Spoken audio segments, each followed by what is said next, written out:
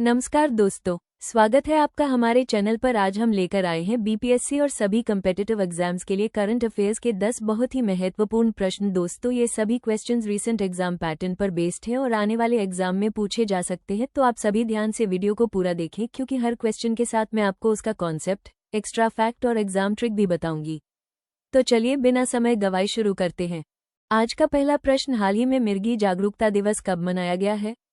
सही उत्तर है 26 मार्च। अब इसे विस्तार से समझते हैं। मिर्गी जागरूकता दिवस को पर्पल डे के नाम से भी जाना जाता है और यह हर साल 26 मार्च को मनाया जाता है।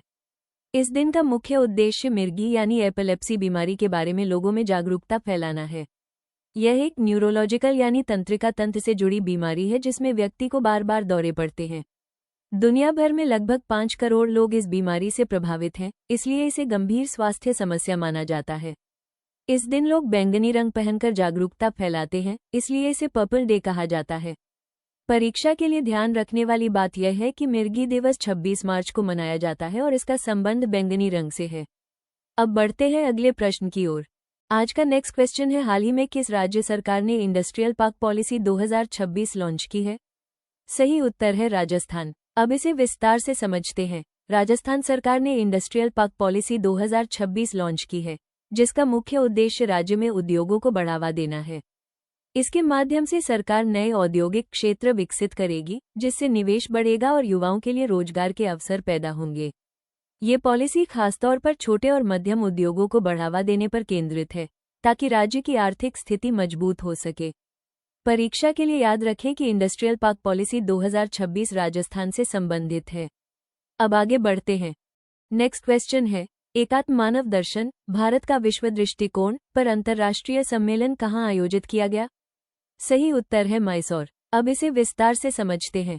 ये सम्मेलन कर्नाटक के मैसूर शहर में आयोजित किया गया था।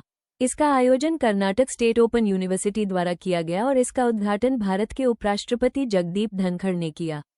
एकात्म मानव दर्शन का विचार पंडित दीनदयाल उपाध्याय द्वारा दिया गया था, जिसमें मानव और समाज के संतुलित विकास की बात कही गई है। परीक्षा के लिए यह महत्वपूर्ण है कि यह सम्मेलन मैसूर में आयोजित हुआ था। अब बढ़ते हैं अगले प्रश्न की ओर। आज का अगला प्रश्न, भारतीय वायुसेना की सूर्य किरण एरोबेटिक टीम ने 2 दिवसीय वायु प्रदर्शन कहाँ किया है? सही उत्तर है चंडीगढ़। अब इसे विस्तार से समझते हैं। सूर्य किरण एरोबेटिक टीम भारतीय वायुसेना की एक प्रसिद्ध टीम है, जो हवाई करतब दिखाने के लिए जानी जाती है। इस टीम ने हाल ही में चंडीगढ़ में 2 दिन का एयर शो आयोजित किया। ये कार्यक्रम आम जनता को भारतीय वायुसेना की ताकत और कौशल दिखाने के उद्देश्य से किया जाता है। ये प्रदर्शन अक्सर राष्ट्रीय आयोजनों और विशेष अवसरों पर किया जाता है। परीक्षा के लिए याद रखें कि सूर्य किरण टीम का हालिया एयर शो चंडीगढ़ में हुआ था। अब आगे बढ़ते हैं। आज का 5वां प्रश्न, परियास्वामी कुमरन को कहाँ भारत का उच्चायुक्त नियुक्त किया गया है? सही उत्तर है यूनाइटेड किंगडम। अब इसे विस्तार से समझते हैं। परियास्वामी कुमरन एक वरिष्ठ भारतीय विदेश सेवा अधिकारी हैं और उन्हें यूनाइटेड किंगडम में भारत का उच्चायुक्त नियुक्त किया गया है। उच्चायुक्त वह अधिकारी होता है जो किसी राष्ट्रमंडल देश में भारत का प्रतिनिधित्व करता है। यूनाइटेड किंगडम भारत का एक महत्वपूर्ण साझेदार देश है, इसलिए ये पद काफी महत्वपूर्ण माना जाता है। परीक्षा के लिए याद रखें कि परियास्वामी कुमरन को यूनाइटेड किंगडम में नियुक्त किया गया है। अब बढ़ते हैं अगले प्रश्न की ओर। आज का नेक्स्ट प्रश्न, डीपीआईआईटी ने भारत के स्टार्टअप इकोसिस्टम को मजबूत करने के लिए किस फिनटेक प्लेटफॉर्म के साथ साझेदारी की है? सही उत्तर है रेजरपे। अब इसे विस्तार से समझते हैं। डीपीआईआईटी का पूरा नाम department for promotion of industry and internal trade है। यह विभाग भारत में उद्योग और व्यापार को बढ़ावा देने का काम करता है।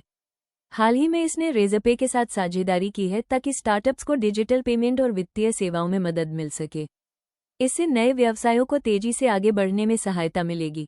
परीक्षा के लिए यह महत्वपूर्ण है कि डीपीआईआईटी ने रेजरपे के साथ साझेदारी की है। अब आगे बढ़ते हैं। आज का नेक्स्ट क्वेश्चन, अनलाइकली पैराडाइज नामक पुस्तक किसके द्वारा लिखी गई है? सही उत्तर है संजय राउत। अब इसे विस्तार से समझते हैं। ये पुस्तक संजय राउत द्वारा लिखी गई है, जो एक प्रमुख राजनीतिक नेता और लेखक हैं। इस पुस्तक में समाज और राजनीति से जुड़े विभिन्न पहलुओं पर चर्चा की गई है। परीक्षा के लिए ध्यान रखें कि अनलाइकली पैराडाइज पुस्तक के लेखक संजय राउत हैं। अब बढ़ते हैं अगले प्रश्न की ओर। आज का अगला क्वेश्चन, बीबीसी का नया डायरेक्टर जनरल किसे नियुक्त किया गया है? सही उत्तर है मैट ब्रिटन। अब इसे विस्तार से समझते हैं। बीबीसी का पूरा नाम ब्रिटिश ब्रॉडकास्टिंग कॉर्पोरेशन है और यह यूनाइटेड किंगडम की राष्ट्रीय प्रसारण संस्था है। मैट ब्रिटेन को इसका नया डायरेक्टर जनरल नियुक्त किया गया है। वे पहले टेक्नोलॉजी सेक्टर में काम कर चुके हैं और उनके पास प्रशासनिक अनुभव भी है। परीक्षा के लिए याद रखें कि बीबीसी के नए डायरेक्टर जनरल मैट ब्रिटेन हैं। अब आगे बढ़ते हैं। आज का नेक्स्ट क्वेश्चन, नवजात शिशुओं के लिए अनमोल योजना कहाँ शुरू की गई है? सही उत्तर है दिल्ली। अब इसे विस्तार से समझते हैं। अनमोल योजना का उद्देश्य नवजात शिशुओं और गर्भवती महिलाओं को बेहतर स्वास्थ्य सुविधाएं प्रदान करना है। इसमें डिजिटल तकनीक का उपयोग किया जाता है जिससे स्वास्थ्य सेवाएं अधिक प्रभावी और सटीक बनती हैं। ये योजना खासतौर पर मातृ और शिशु स्वास्थ्य को सुधारने के लिए शुरू की गई है। परीक्षा के लिए याद रखें कि अनमोल योजना दिल्ली में शुरू की गई है। आज का लास्ट क्वेश्चन है, भारतीय नौसेना ने स्ट्रेट ऑफ होर्मुज के रास्ते आने वाले जहाजों की सुरक्षा के लिए कौन सा ऑपरेशन शुरू किया है? सही उत्तर है ऑपरेशन ऊर्जा सुरक्षा। अब इसे विस्तार से समझते हैं। स्ट्रेट ऑफ होर्मुज एक बहुत ही महत्वपूर्ण समुद्री मार्ग है जहां से दुनिया का बड़ा हिस्सा तेल का परिवहन होता है। भारत की ऊर्जा सुरक्षा को ध्यान में रखते हुए भारतीय नौसेना ने ऑपरेशन ऊर्जा सुरक्षा शुरू किया है ताकि तेल और गैस ले जाने वाले जहाज सुरक्षित रह सकें।